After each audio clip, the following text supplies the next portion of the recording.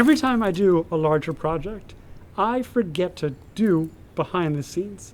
And then it clicks for me sometime during the last day, and without fail, I say something like this. This is our last section of shooting of the day. Like any good behind the scenes project, I haven't done any of these bits for the last 2 days. Sometimes I say that multiple times. Getting ready to do behind the scenes, and then when behind the scenes happens, it is the first thing we forget to keep doing. So while I didn't have the most organized BTS plan, clearly, I did want to prepare as much as possible for the actual short and document the process of doing something like this in 48 hours. Let's talk about the steps in the process of creating a short film and slip in some of those BTS moments we did manage to record. Obvious disclaimer, watch the final piece before you watch me talking about the final piece, please. Before cameras started rolling, before we had actual dates to be shooting, I had an idea. Scribbled some of it down, gave it to John Hudson. I feel amazing. This isn't even that early. How's breakfast? I gotta have my pops. Who actually turned it into something that resembled a script. Cast and crew fell perfectly into place through friends and recommendations. More on them later.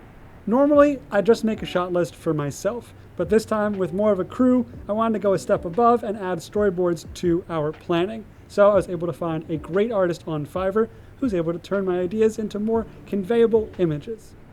They were super helpful in our park read. With limited time, you want people to really understand what you're going for visually as soon as possible, and this helped with that, to get a sense of blocking, to get a sense of flow. Words on a page are a good reference, but we're making something visual here, so visual reference helps a lot.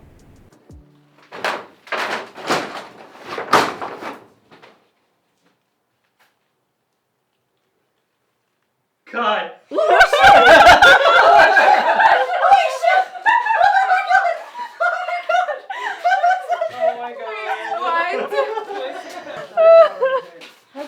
No one had seen it before now, so we wanted to have a nice little reveal for the full cast and crew. This short was specifically made with the Moment Invitational Film Festival in mind, so it was all shot on my iPhone Mini 12.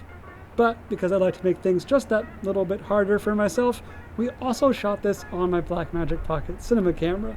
Yes, I shot this entire short twice. Why would I do that?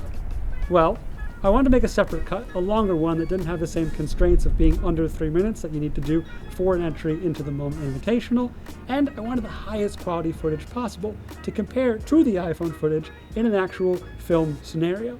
So let's take a look at this specific scene that we actually ran both cameras simultaneously for to see how different the quality really is. You ever wonder if they beat in on the mainland and they're just having this big party? Like maybe they forgot about us. Maybe they're all dead. You always find the silver lining, don't you? Oh, do we have to? Come on, it's fun. Clink twice if you're breathing. Pour once for the sleeping.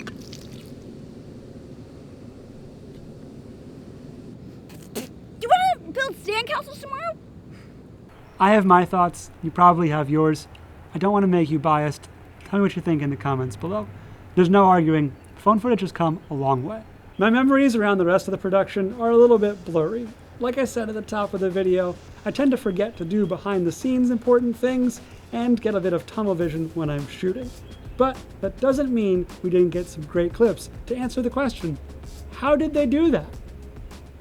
Hey, what's going on, everyone? I'm here on car duty, absolutely shredding the battery of my mom's new car. Not going to be able to start this tomorrow, but that's why you know how to hotwire. Anyway, I'll catch you next time on this episode of The Car. How did they do that? What is this? This is canned fog. Did it do anything? I can't tell if it did anything. How did they do that? I feel like my finest work growing up were those drippy castles. I feel like this is giving pineapple. Yeah, they're getting. It's giving Patrick's house. How did they do that? Action. Oh no, it's not going well. Got it, yeah. Yeah, I think I'm gonna be close. Rations. Right on top.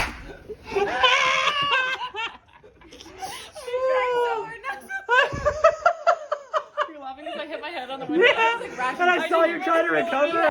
How did they do that? These are built to not get a catch fire. Yeah. Oh, it's sparklers. Because We of the put sparklers. Sparklers. Okay. So I'm like this, and then I hold this in my mouth because obviously, how else are you gonna hold a cup? Lean back like a professional. I'm gonna double check our TikTok reference. It's definitely doable. Thanks for coming on this tour of a very recent memory. I find it important to show as much of the process as possible, whether it be boring or chaotic. Action! Go, go, go, go, go! Oh, yes! Sometime during the second day, actually I know exactly when during the second day, I felt really good about what we were doing. Not because I had just reviewed a sweet shot and was happy we got it, but because I had looked over to the table and saw a bunch of people sitting around with a collective goal, trying to make something happen. I had missed that quite a lot. Lauren volunteering to run between takes to make sure she looked the right amount of tired for the shot. Eliza tumbling in that same scene as many times as we needed her to get it to look right. Nishira making sure I did not forget the slate, which I almost did a number of times. Anders making sure things did not sound amateur. Those are his own words. Hudson running up and down the beach to get all the props we forgot, and being very willing to wear foam on part of his body for a good amount of time. To Rich, who for some reason still said yes to me asking him, begging him to make some visual effects for a project. And Maria, getting all the behind the scenes moments that are making this video a lot more interesting. Everyone wore a lot more hats than that. Those are just the first thing that comes to mind for each of you. So thanks a lot for being here. And thank you for watching. I know of all the videos I do, this is a little different, but this is the stuff that makes YouTube fun. As this channel monster crawls its way to 1,000 subscribers, I'd be really appreciative if you could help us get there. Consider liking the video while you're clicking that other button. This is the second end-of-the-world theme production that a lot of this crew has worked on. We are accepting pitches for how to complete the trilogy in the comments below. Until next time, I'm off walking.